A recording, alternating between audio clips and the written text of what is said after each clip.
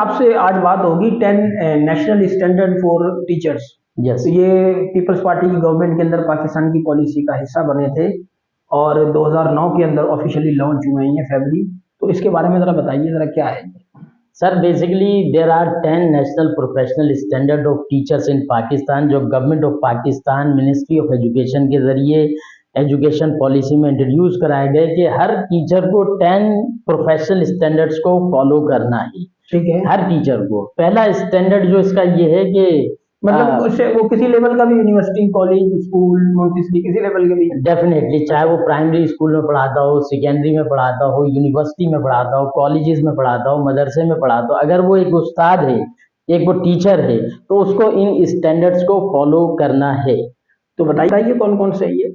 जो पहला है वो है सब्जेक्ट कमांड ऑन सब्जेक्ट, यानी कि टीचर को अपने सब्जेक्ट पे कमांड होनी चाहिए, चाहे वो chemistry, physics, mathematics, Urdu, biology, Hindi, ये सोशियोलॉजी, साइकोलॉजी, फिलॉसफी, कोई भी आपका सब्जेक्ट हो, आपको उसके ऊपर अच्छी कमांड होनी चाहिए। सबसे पहली रिक्वायरमेंट टीचर की ये है उन 10 नेशनल प्रोफेशनल स्टैंडर्ड के मुताबिक। ह्यूमन ग्रोथ एंड डेवलपमेंट पर कुछ बताइए। ह्यूमन ग्रोथ जो सेकंड स्टैंडर्ड है, ह्यूमन ग्रोथ एंड डेवलपमेंट, यानी कि ग्रोथ और डेवलपमेंट दोनों चीजें मिलती जुलती हैं, सिमिलर है। ग्रोथ का मतलब बायोलॉजिकल फिजिकल ग्रोथ कहलाएगी, आपकी जिस्मानी नशोनुमा होना, और डेवलपमेंट जो है वो जो आपकी इमोशनल है, मेंटल है और बिहेवियरल चेंज है, दैट इज कॉल्ड आपकी डेवलपमेंट कहलाएगी। तो टीचर को पता होना चाहिए कि स्टूडेंट की ग्रोथ और डेवलपमेंट के मुताबिक, ये अपना होवर्ड गार्डनर ने जिस तरह से कहा, मल्टीपल इंटेलिजेंस के स्टूडेंट को ऑडिटरी लर्निंग के जरिए या विजुअल लर्निंग के जरिए या काइनेस्थेटिक लर्निंग के जरिए लर्निंग में इंगेज करें। लेकिन सर मुझे ये बताइए कि ये ग्रोथ और ये बातें बड़ी बड़ी जबरदस्त, सुनने में बड़ी अच्छी लग रही हैं। आप बताइए कि ये इकोनॉमिक सिस्टम के तहत पैसा कमाने के लिए प्राइवेट स्कूलों ने एक क्लास के अंदर 30-30, 40-40 बच्चे भरे हुए हों जब, और तमाम के तमाम बच्चे एक 35 साल 40 साल के बच्चे को शोर करके तंग कर रहे हैं। क्लास में डिसिप्लिन एक बहुत बड़ा इशू है। ये तमाम चीजों को कैसे फॉलो कर पाएगा? वो तो क्लास के अंदर डिसिप्लिन ही पैदा कर ले, बच्चों को खामोशी करवा ले, बड़ी बात है। ये स्टैंडर्ड कहाँ से फॉलो होंगे? ये तो सर एक ट्रेजेडी, एक अलमिया है। ये आपने एग्जांपल दी प्राइवेट इदारों की। गवर्नमेंट सेक्टर में अगर आप देखें तो उसके बिल्कुल उलट है। वहाँ तो टीचर के पास अथॉरिटी भी होती है, सारी चीज़ें होती हैं, लेकिन उसके बावजूद वो फिर वो चीज़ें प्रोवाइड नहीं कर पाते। हमें as an ethics, as a teacher, ये हमारे एथिक्स में शामिल है कि हम तालिब इल्म को अपने महदूद वसाइल में रहते हुए उसकी ग्रोथ एंड डेवलपमेंट पे काम करें, उसका बिहेवियरल चेंज लाएं उसमें। This is the teachers ethic.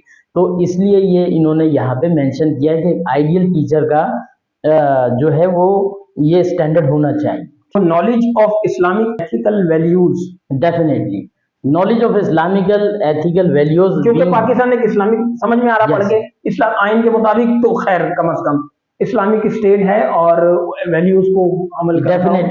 Definitely आप भी मुसलमान हैं, अल्हम्दुलिल्लाह मैं भी मुसलमान हूँ।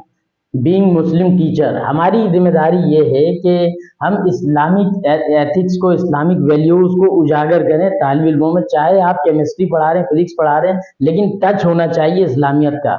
जो ईमान मुफस्सिल है, जी जी, आमन्तु बिल्लाहि व मलाइकतिही व कुतुबिही व रुसुलिही वल यौमिल आखिर वल कदरि खैरि व शर्रिही मिनल्लाहि तआला और बासी बादल मौत। हर टीचर का इस बात पे ईमान होना चाहिए। नहीं, कैसे ईमान होना चाहिए सर? वो लोग भी तो शामिल हैं, जो अकलियतें हैं, वो भी तो टीचर है हमारे। डेफिनेटली हैं। इस्लाम एक मुकम्मल रास्ता हयात है, a complete code of life है। इसमें इसका मकसद ये नहीं है कि वो अकलियतों को इग्नोर करता है। एक मुसलमान को सूरह हुजरात और सूरह फुरकान के बारे में पता होना चाहिए, और कि उसमें सूरह हुजरात में हुजूर सल्लल्लाहु अलैहि वसल्लम के एहतराम पे बात हुई और सूरह फुरकान में अल्लाह ताला के एहतराम की बात हुई है। तो लेकिन इसमें सोसाइटी में जो अकलियत लोगों को कैसे रहना है मिल के मुस्लिम सोसाइटी में, उनके लिए भी इम्पोर्टेंट। ठीक है sir, instructional planning and strategies पर जरा थोड़ा सा बताइए। इंस्ट्रक्शनल प्लानिंग स्ट्रेटेजीज में सर ये है कि टीचर को पता होना चाहिए कि टीचिंग के कुछ एम्स होते हैं, कुछ गोल्स होते हैं और कुछ ऑब्जेक्टिव्स होते हैं। एम्स तो बहुत बड़े लेवल पर होते हैं, जैसे कि नेशनल एजुकेशन पॉलिसी, जो 10 नेशनल प्रोफेशनल स्टैंडर्ड, ये मैंने आपने नहीं बल्कि एजुकेशन पॉलिसी के जरिए ये एम का हिस्सा है।